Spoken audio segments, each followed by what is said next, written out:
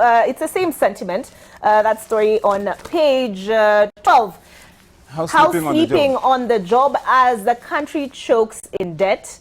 Still spotlight on the role of Parliament, and the situation could have been avoided if Parliament, you've all talked about, sorry, I think it's Jacoy Mudiu who spoke about the debt ceiling being raised to 9 trillion. Oh, it's still a proposal at this point, if I'm not mistaken, isn't it? It's passed. Oh, okay, so we have a debt ceiling of 9 trillion. Situation could have been avoided if Parliament had played its oversight role effectively. President must now move to save Kenyans from an economic meltdown. Mheshimiwa, for Rarieta, are you part of a Pentecostal echo chamber? Of course. In fact, Pentecostals are better. I am not a Pentecostal. I am Catholic, for starters. But let's talk about this debt issue. Well, fortunately or unfortunately, I was not in the chamber when this was debated. So I did not have the opportunity to give my views. And I also didn't follow it closely enough to know whether it was debated, because part of the issue I've raised in the House is that sometimes our rules and the leadership does not allow sufficient debate on important matters, and it focuses on voting. And when you focus on voting, then it's a question of being whipped either way, and sometimes the important nuances and important points on a matter is lost. Traditional democracy requires that even if you are a minority, then the minority must have their say, even if the majority have their way. Now, that sometimes has been lost. Secondly, I think it was 2 weeks ago when we were here and we made mention of this matter before it came to the House. I think at that time it was a proposal to bring it to the House. And I think we were agreed that the truth of the matter is that Kenya's debt is extremely high. I pointed out then that as we stand today, our debt level stands at 5.8 trillion. So every Kenyan, including the one who was born today, is born with a debt of 116,000 shillings. And that's when it's at 5.8 trillion. So if it is raised to those higher levels, then it gets even much worse. As I understand the debate that went on, there was no debate. Well, as I understand the discussion, you've just confirmed my fear on that. But as I understand the discussion that went on, I think I discussed with 1 or 2 of my colleagues who sit in the delegated legislation committee, and they were indicating that in their view, the reason they endorsed the proposal by the acting cabinet secretary in charge of treasury is that the idea of raising a ceiling, in their view, is not one that is meant to increase the debt level, but it's one that is meant to cap it at some level so that it cannot go beyond.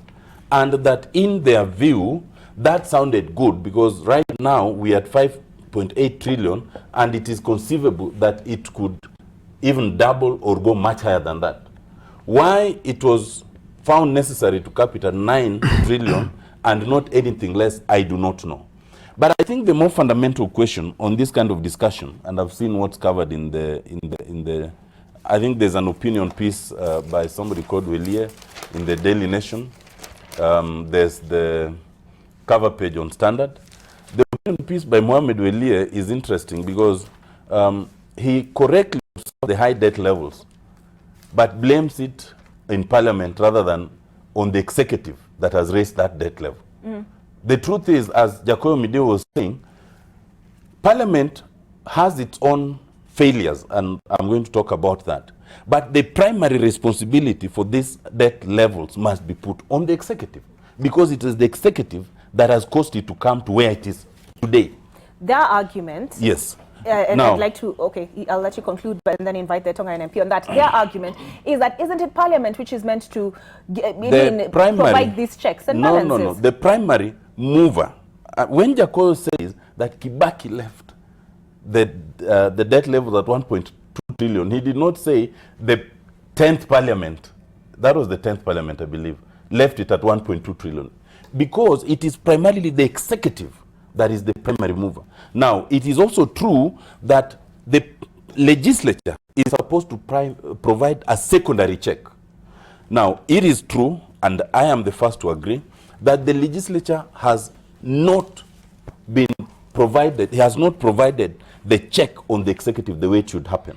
Some people have kept blaming, like now the standard says you blame it on the handshake. Yes. It's not about the handshake.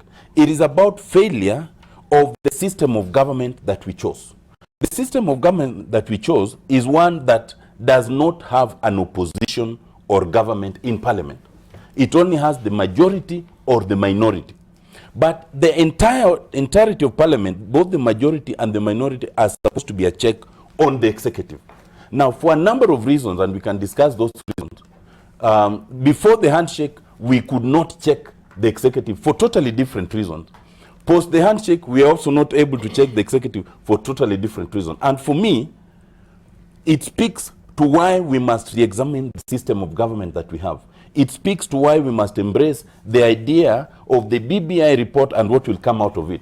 It speaks to why we must examine whether indeed it is not time to have a parliamentary system of government. That is, for me, the more fundamental question right now. All right, Mheshimiwa Eseli, do you agree? I was in Parliament that day, and of all my time in Parliament, I've never felt that law.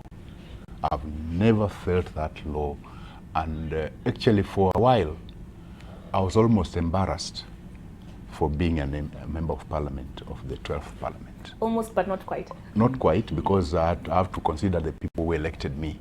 But I was really, really embarrassed. There was no debate. It was a choreographed discussion. In fact, some of it bordering on intellectual dishonesty. The statements that were made in support of raising the ceiling did not make any economic sense. And it was virtually, in fact, you mentioned something about Pentecostal churches. Yes. It was worse than that. It was something, even the most vibrant Pentecostal churches would refuse to be associated with that kind of diatribe. It was terrible. There was no, because if you are going to increase the debt ceiling, it's important that you let Kenyans know why it is important and have proper facts that even economists can agree with. But what was being said there was just intellectual dishonesty. At the most, if we are to increase the debt, it was just to take care of the deficit that's there now, which is about 650 million, then add a little margin which they can use to lay off the commercial loans as they go to concessionary loans. And there was a bit of dishonesty there. The reason why we went into commercial loans was because concessionary loans come with conditions. And the government that's there now did not want those conditions. And when they take those commercial loans, they are not so much under control. And those commercial loans are the ones that end up being stolen. The concessionary loans are more difficult to steal. So even if you say you are increasing the ceiling now with an excuse that you are using that money to pay off the commercial loans so that you go for concessionary loans, they rebase the economy of Kenya to lower middle income. So we are not as eligible for concessionary loans as before. So it's lies on top of lies on top of lies. And what pains me most is, it says that in a democracy, the minority will have their say, but the majority will carry the day. But in this case, the minority did not have a say. It was a choreographed thing.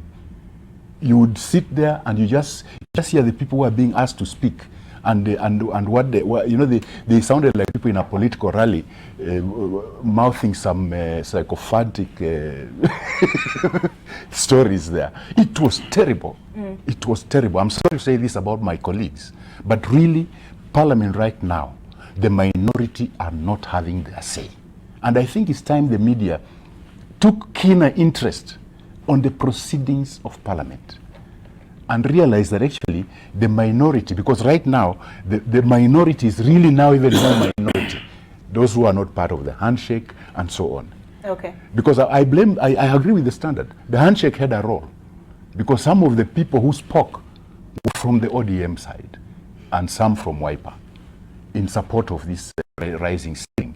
And you just listen to them, and you could tell this was pre-arranged. You will say this, you will say this, you will say this. When I looked at them all, they didn't make sense at all. Okay. The problem is not the debt ceiling. The problem we have is the debt service to revenue ratio. We are not raising the revenue to pay our debts. Taking more debts will not help unless we are raising the revenue. And we will not raise the revenue so long as we are taxing Kenyans to death. All right. Yes. Okay.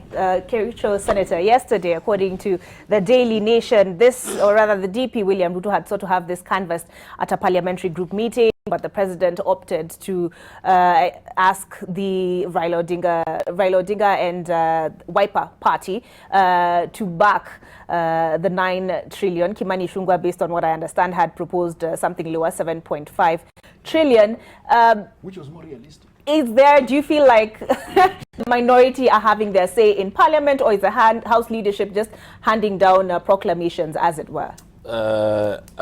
I'm conflicted on how to respond to that story, because on one side it's a very good story, but unfortunately the owner of the story has dismissed it as fake, or the person that it targets, because the deputy president through his Twitter handle, he said that's a fake story, so I'll believe him more than the writer, because you know, your newspaper, especially Nation, these days is a subject of creative imagination, really, and writings. But it would have been a good story, because the proposal by Kimani Ichung'wah, as Eseli observes, to me makes a lot of sense, because I understand that he had a proposal to have it cut into half, this ceiling, so that you move it to 7.5 as opposed to 9, and unfortunately never saw the light of the day. You know, I have one or two questions. First of all, number one, you have raised two issues. One is the curse of the handshake, which in my opinion, though related, should be treated or debated separately with this issue of debt. Number one, on this issue of the curse of the handshake. But the argument, according to the standards argument at least, is that you cannot separate the two, that the handshake is the reason that we have this Pentecostal echo chamber, the reason that some of these actions are, or rather that the executive has carte blanche. That is true, actually. And that's why I wanted to say, apart just from the debt alone, there are many other things that you can blame the handshake. Number one, for example, and I have read So that, do you blame the handshake? For this particular issue, yes. You know, my time for either to blame or to support will come, because these recommendations are supposed to by law come to the Senate. But given the way the Executive and the National Assembly, because they are one, in my opinion, nowadays, it's like the National Assembly is an appendage of the Executive. I am not so sure that these recommendations will come. But if they follow the law as it's supposed, it will come, and I do not want to anticipate debate, but I want to assure you that if these recommendations were to be brought to the Senate, they will not pass, at least not in the context of a National Assembly, where they gave a free rein to the executive to go ahead and borrow a further 3 trillion without putting any conditions to it, ensuring that there is a catalogue of at least to know what are the projects that this particular loan tends to implement. The previous loans that have been borrowed, what were they used to fund? You know, have a catalog, ensure that each and every of these loans, there is value for money, because there is accusation and debate of, are we borrowing actually to sustain ourselves as a country, or are we borrowing to grow? Because the argument by economics, which makes sense, if you are borrowing to invest in capital intensive projects that will in future spur economic growth in the country, that is fine. But if you are borrowing to pay teachers, to pay police officers, to pay and sustain parliament and judiciary, then we have a problem, and we may soon go bust as an economy. Therefore, that debate and that time will come for us as parliament. As Senate, it will be even more prudent and more important to understand why, for example, 3 trillion, why not 2, why not 1.5? And that avenue will be presented for us, and I'll have an opportunity to speak to those issues. But as it is still not clear in my mind why we need to borrow more, unless I see the memorandum, the presentation from Treasury, which I want to assume that my colleagues, you know, you cannot allow Eseli and Otiende to get away being wishy-washy about this particular issue. They sit in that particular house.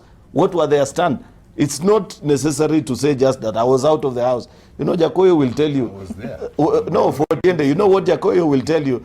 That in the past, when you don't want to participate in a matter that is politically risky, you look for a trip out of the country and return immediately after the issue has passed. I do not know if that is what Otiende did. But even for Eseli, you see, I want to give you an example of this gentleman called Malema in South Africa.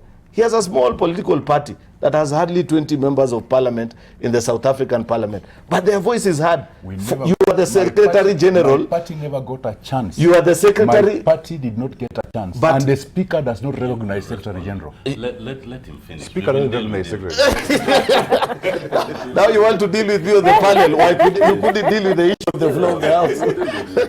You see, Secretary General of Ford Kenya. You see, what is the stand of Ford Kenya, for example, on this particular debt issue? Both in Parliament and outside of Parliament. Just given the stand Julius of the party. Malema, with less number of members of Parliament than Ford Kenya has in the Parliament of Kenya, ensures his voice is heard. I think you need to change your tactics. No. You need to talk to the Speaker. If you have a formal complaint, you know, Eseli, allow me to have my say. If you have a formal complaint on how deliberations are handled in the National Assembly, then raise it to the Speaker. Do a petition. Have it shown out how many times Ford Kenya members have requested to speak and they've been denied that opportunity. But you cannot come and add a chapter to the Book of Lamentations on a beautiful morning like this, while in Parliament when it mattered, you guys never spoke. Therefore, we cannot allow that. But back. The truth I said is okay, paining you so much. Let me come back to that.